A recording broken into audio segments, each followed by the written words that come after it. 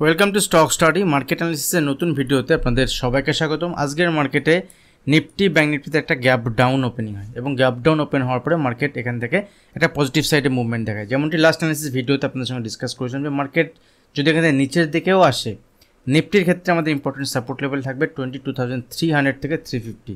Market এখানে gap down open হয় 22,400 কাছাকাছি। যদি ইন্টারডে চার্ট দেখি, দেখুন গ্যাপ ডাউন ওপেন হওয়ার পরেই মার্কেট এখানে কিছুটা টাইম স্পেন্ড করে এবং একটা রেঞ্জ বানায়। রেঞ্জ বানানোর পরে মার্কেট এখান থেকে যখনই 22,480 লেভেল ব্রেক করে, এখান থেকে মার্কেট একটা মুভমেন্ট দেখেছে এবং ফাইনালি আমাদের যে লেভেল ছিল, যদি মার্কেট 22,500 লেভেলকে ব্রেক করে উপরের দিকে 22,600 লেভেল আমরা দেখতে পারি এবং মার্কেটে যদি আজকে এক্স্যাক্ট হাই দেখেন 22,592। তো ইন্টারডে বেসিসে আমি প্রিমিয়াম গ্রুপে মর্নিংয়ে যখন ওপেন হয়েছিল, মার্কেট ওপেন হওয়ার সঙ্গে সঙ্গে ডিসকাস করেছিলাম যে এখানে যেখানে মার্কেট ওপেন হচ্ছে অ্যাকচুয়ালি এই লেভেলে মার্কেট ওপেন হওয়ার কোনো কারণ নেই। এখান থেকে বাই অন ডিপি থাকবে এবং সাপোর্ট লেভেলের কাছে মার্কেট ওপেন হচ্ছে ছোটোখাটো কোয়ান্টিটিতে, এখান থেকে বাইং সাইডে প্ল্যান করা যেতে পারে এবং মার্কেট এখান থেকে দেখেছি কন্টিনিউ। যদি আমরা লোয়ার লেভেল থেকে দেখি, লোয়ার লেভেল থেকে 150 পয়েন্টের মুভমেন্ট হয়েছে, বাট উপরের লেভেলে মার্কেট সাস্টেন করতে পারেনি। দেখুন উপরের লেভেলে সাস্টেন করতে পারেনি, এখান থেকে ফল হয়েছে এবং 22,500 কাছাকাছি মার্কেট ক্লোজ দিয়েছে। নিফটি গুড, নিফটিতে খারাপ কোনো সিচুয়েশান নেই এবং প্রিভিয়াস ডে হাইয়ের উপরেই মার্কেট ক্লোজ দিয়েছে। বাট ব্যাঙ্ক নিফটি যদি দেখি, ব্যাঙ্ক নিফটির সিনারিও একটু আলাদা। ব্যাঙ্ক নিফটির ক্ষেত্রে দেখুন ব্যাঙ্ক নিফটি এখান থেকে ইন্টারডে পজিটিভ সাইডে মুভমেন্ট এলেও উপরের দিকে 48,250 লেভেল এখানে রেজিস্ট্যান্স ফেস করেছে। দেখুন 200 লেভেল এখানে ব্রেক করে একটা ক্যান্ডেল দিলেও উপরের দিক থেকে কন্টিনিউ এখানে সেলিং এসছে এবং মার্কেটে যদি দেখি একদম ডে লোয়ের কাছাকাছি যেখানে ওপেন হয়েছিল ওপেনিংয়ের কাছাকাছি ক্লোজ দিয়েছে এবং ব্যাঙ্ক নিফটি ক্লোজিং 47,900-এর উপরে, মানে 48,000-এর কাছাকাছি ক্লোজ হয়েছে। কারণ ক্লোজিং যদি দেখি, ক্লোজিং একটু উপরে, যেখানে 5 মিনিটের চার্টে ক্লোজিং দেখাচ্ছে, এখানে ক্লোজিং নয়, কারণ লাস্ট 30 মিনিটের এভারেজেই ক্লোজিং হয়। সেখান থেকে নেক্সট ডে ট্রেড প্ল্যান কী করা যেতে পারে এবং ব্যাঙ্ক নিফটি আগামীকাল উইকলি এক্সপায়ারি, আগামীকাল ব্যাঙ্ক নিফটি এক্সপায়ারি আছে। তো এক্সপায়ারি ডেতে ব্যাঙ্ক নিফটিতে কীভাবে ট্রেড প্ল্যান করা যেতে পারে এই ভিডিওতে আমি ডিসকাস করবো। আর মিড ক্যাপ ইন্ডেক্স, যেটা মিড ক্যাপ সিলেক্ট যে index, mid cap select index আজকে দেখেছি লোয়ার লেভেলে একটা মুভমেন্ট এসছে, বাট আমি আপনাদের সঙ্গে শেয়ার করেছিলাম যদি নিচের দিকেও আসে সেক্ষেত্রে 11,200 পর্যন্ত এখানে সাপোর্ট লেভেল থাকবে। 11,200 নিচে মার্কেট উইক। দেখুন একদম নিচে যদি দেখি 11,250-র কাছাকাছি থেকে রিভার্স নিয়েছে এবং 250 থেকে মোটামুটি 100 পয়েন্টের মুভমেন্ট উপরের দিকে দেখিয়েছে, ডে হাইয়ের কাছে ক্লোজ হয়েছে। তো এখান থেকে মিড ক্যাপ ইন্ডেক্সে বা ট্রেড প্ল্যান কী থাকবে, স্টকেরও কয়েকটা স্টক নিয়ে আমি আপনার সঙ্গে ডিসকাশন করব এবং লাস্ট দিন একটা স্টক শেয়ার করেছিলাম, সেটা হচ্ছে অরো ফার্মা এবং অরো ফার্মাতে ক্লিয়ারলি আমি মেনশন করেছিলাম যদি এখান থেকে নিচের দিকে মুভমেন্ট হয়, ছোটোখাটো নিচের দিকে ডিপ আসে, সেই ডিপে বাইং অপরচুনিটি হবে। দেখুন আজকে যদি ডিপ দেখি, এখানে অরো ফার্মাতে 1180 থেকে 85 আমাদের বাইং লেভেল ছিল। কোনো বাইং সেলিং রিকমেন্ডেশন তো আমি করি না, অ্যানালিসিস পারপাস আপনাদের সঙ্গে লার্নিং পারপাস শেয়ার করতে থাকি। দেখুন নিচের দিকে 1185-এর কাছাকাছি এসে এখান থেকে রিভার্স দেখিয়েছে, অরো ফার্মাতে একটা মুভমেন্ট হচ্ছে। এখান থেকে যদি আগামীকালও পজিটিভ সাইডে মুভমেন্ট হয়, এখান থেকে আরও 20-30 পয়েন্টের মুভমেন্ট, 20-30 পয়েন্টের মুভমেন্ট উপরের দিকে দেখাতে পারে, স্টকটির উপর নজর থাকবে। দেখুন বালকৃষ্ণা ইন্ডাস্ট্রি স্টকটি আমি আপনাদের সঙ্গে শেয়ার করেছিলাম 4-5 দিন আগে এবং প্রিমিয়াম গ্রুপে অনেক নিচের লেভেল থেকে স্টকটি আমাদের পজিশন ছিল এবং সেখান থেকে যদি দেখি এবং 4-5 দিনে যদি মুভমেন্ট দেখি, 4-5 দিনে এখানে 30%-এর বেশি মুভমেন্ট হয়েছে, 30%-এর বেশি মুভমেন্ট হয়েছে স্টকটিতে এবং স্টকটি আজকে আপার সার্কিট 9%, 10% দেখিয়েছে এবং গত দিনেও স্টক কিন্তু 5% মুভমেন্ট হয়েছিল। তো এই ধরনের মুভমেন্ট যখনই হবে, যদি আপনি সুইং পজিশনাল ট্রেড করেন, সেক্ষেত্রে আপনার প্রফিট বুক করে নেওয়া উচিত এবং যখন আবার ফার্দার মুভমেন্ট দেখাবে, আবার যখন রিট্রেসমেন্টের পরে মুভমেন্ট হবে, সেক্ষেত্রে আবার পজিশান নেওয়া যেতে পারে। দেখুন বাজারের কথা যদি বলি, বাজারের ভিউ ইলেকশান নিয়ে কী আছে, ইলেকশান নিয়ে ভিউ পজিটিভ। কারণ আমাদের দেশের যে আমি আগের দিন আপনাদের সঙ্গে ডিসকাস করেছিলাম যে হোম মিনিস্টার, প্রাইম মিনিস্টার, তাদের কথা হচ্ছে যে এখনও পর্যন্ত বাজার যে জায়গাতে আছে ঠিক আছে, যদি কেউ এখন বাই না করে ইলেকশনের পরে বাজারে কেউ বাই করতে পারবে না, কারণ বাজার শুট আপ করবে, বাজার খুব মুভমেন্ট হবে উপরের দিকে। বা সবার মধ্যে যদি এই চিন্তাভাবনা থাকে যে বাজার এখান থেকে পজিটিভ সাইডে যাবে, সেক্ষেত্রে দেখতে হবে আগামী দিনে যে বাজার সত্যিই কি এখান থেকে পজিটিভ সাইডে মুভমেন্ট হবে আর ইলেকশনের রেজাল্টই বা কী হবে। সুতরাং ইলেকশনের রেজাল্ট যতদিন পর্যন্ত না আসছে, খুব কম সময় আছে, অল্প কয়েকদিনই বাকি আছে, ততদিন পর্যন্ত অ্যাগ্রেসিভ লং সাইডে আমরা নেই, অ্যাগ্রেসিভ সেল সাইডে নেই। স্টক ওয়াইজ সেখান থেকে যখন মুভমেন্ট হচ্ছে 5% 10% যদি মুভমেন্ট হয়ে যায় সুইং পজিশনাল ট্রেডিংয়ে, সেক্ষেত্রে এক্সিট হয়ে যাব। এটা আমার পার্সোনাল ভিউ, পার্সোনাল ওপিনিয়ন। আমি এভাবেই ট্রেড প্ল্যান করছি, এভাবে আমি ট্রেড করছি। তো এই সিচুয়েশানে বাজারের দেখুন উপরের দিকে যখন যাচ্ছে প্রফিট বুকিং, নিচের লেভেলে যখন আসছে সেখান থেকে বাজারে বাইং আসছে। বিশেষ করে নিফটির ক্ষেত্রে যদি দেখি, নিফটিতে আইটি সেক্টরের কয়েকটি স্টক একটা মুভমেন্ট এসেছিলো আজকে। ব্যাঙ্কিং সেক্টরের সামনে সাপোর্ট নেই, কারণ ব্যাঙ্ক নিফটি যদি দেখি ব্যাঙ্ক নিফটিতে লোয়ার লেভেলের কাছে ক্লোজ দিয়েছে।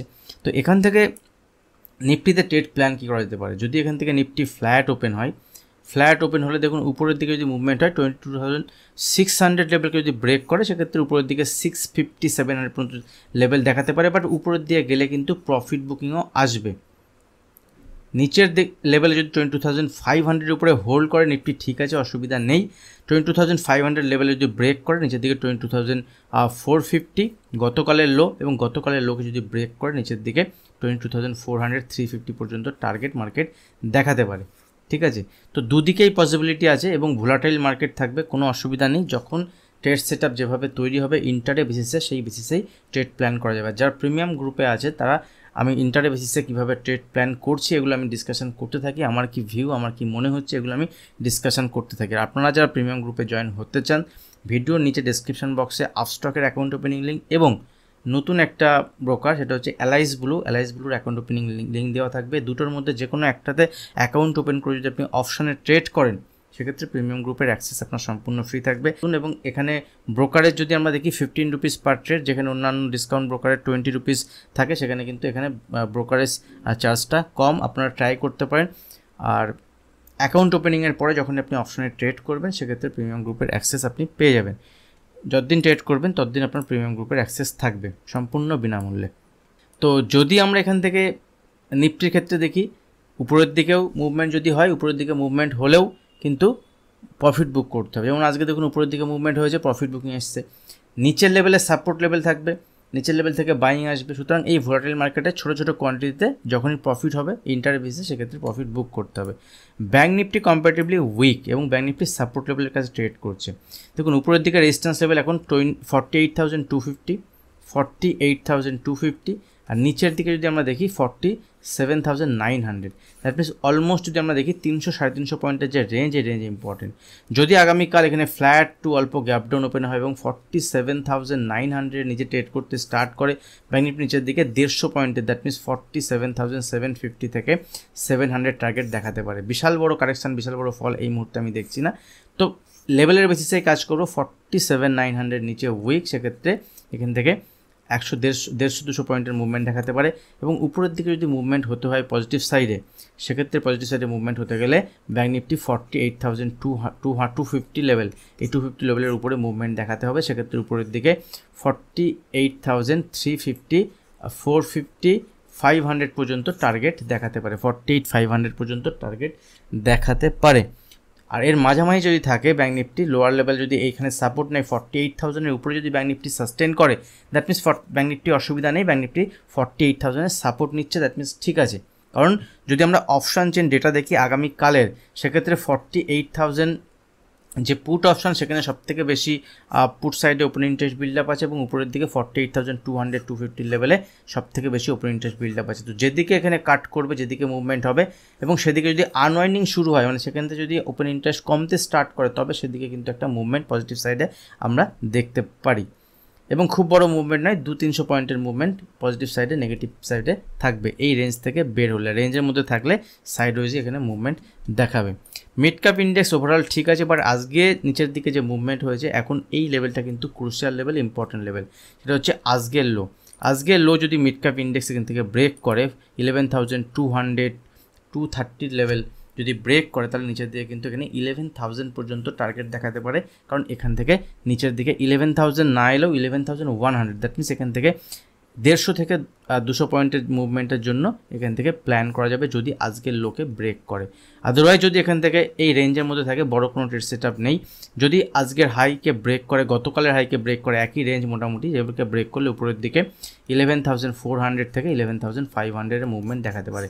দেখুন সেক্টর ওয়াইজ বলতে পারবো না, কারণ প্রত্যেকটা সেক্টরে কিছু কিছু স্টকের মুভমেন্ট হচ্ছে, আপনাকে স্টক ওয়াইজ আসতে হবে। যদি স্টক দেখি সেক্ষেত্রে যেমনই আপনাদের দেখালাম, বালকৃষ্ণ ইন্ডাস্ট্রি মুভমেন্ট খুব ভালো হয়েছে, এরকম অনেক স্টক আমি আপনাদের সঙ্গে শেয়ার করছি। তার মধ্যে একটা স্টক যেমন ছিল নকরি, ঠিক আছে, এই নোকরি আমি আপনাদের সঙ্গে শেয়ার করেছি, প্রিমিয়াম গ্রুপে অনেক আগে থেকেই শেয়ার করেছিলাম এবং সেখান থেকে একটা পজিটিভ সাইডে মুভমেন্ট আমরা দেখেছি। এবং আজকে যদি দেখি স্টকটি এখানে ব্রেকআউট হয়েছে এবং ব্রেকআউট হওয়ার পরে কিন্তু উপরের লেভেলে ক্লোজ দিয়েছে 6400-এর কাছাকাছি।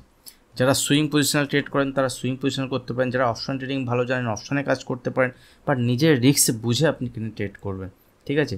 ভোলাটাইল স্টকগুলো যদি এখানে আজকে অরো ফার্মার মতো এখানে ছোটোখাটো ডিপ আসে আগামীকাল 6300 এই লেভেল পর্যন্ত আসে, দ্যাট মিনস এখান থেকে যদি 50-70 বা 100 পয়েন্টেরও নিচের দিকে মুভমেন্ট হয় এবং সেখানে যদি রিভার্সাল দেখা ইন্টারডে বেসিসে, সেক্ষেত্রে স্টকে বাইং অপরচুনিটি হতে পারে। স্টকের এখান থেকে উপরের দিকে 6600 থেকে 6700 পর্যন্ত একটা টার্গেট আসতে পারে, মুভমেন্ট পজিটিভ সাইডে দেখাতে পারে, স্টকটি নজরে থাকবে। এর সঙ্গে সঙ্গে নেক্সট স্টক যদি আমরা দেখি টাটা স্টিল যদি আমরা স্টকটা দেখি, স্টকটি ভালো লাগছে এখান থেকে এবং স্টকটি আজকে ব্রেকআউট হয়েছে। এই ব্রেকআউট হওয়ার পরে যদি এখান থেকে ছোটোখাটো ডিপ আসে, একই ফান্ডা, কারণ মার্কেট যেরকম সিচুয়েশনে চলছে দেখুন এই লেভেল নয়, এখান থেকে 50% পর্যন্ত, দ্যাট মিনস 171-172 লেভেল পর্যন্ত এলেও যদি এখানে নিচের লেভেল থেকে কোনো রিভার্সাল দেখায় ইন্টারডে বেসিসে 5 মিনিটের বা 15 মিনিটের চার্টে, সেক্ষেত্রে কিন্তু একটা বাইং অপরচুনিটি হতে পারে। উপরের দিকে স্টকটি 177 থেকে 180 পর্যন্ত টার্গেট দেখাতে পারে। এই মেটাল সেক্টরের আরেকটি স্টকগুলো আমি আগে আপনাদের সঙ্গে শেয়ার করেছিলাম, পাবলিক টেলিগ্রাম চ্যানেলে শেয়ার করেছি। জেএসডব্লিউ স্টিল, ঠিক আছে, স্টকগুলো চার্ট শেয়ার করেছিলাম, সেখান থেকে কিন্তু একটা পজিটিভ সাইডে মুভমেন্ট হয়েছে। এবং জেএসডব্লিউ স্টিলও যদি দেখি এই স্টকটি এখান থেকে ব্রেকআউট হয়েছে। তো ব্রেকআউটে যখন আপনি ট্রেড নেবেন সেক্ষেত্রে আপনার stop loss strictly stop loss সেখানে ইউজ করতে হয় এবং সেখান থেকে আপনি আপনার অ্যানালিসিস করার পরে আপনি এখানে ট্রেড সেট আপ দেখতে পারেন।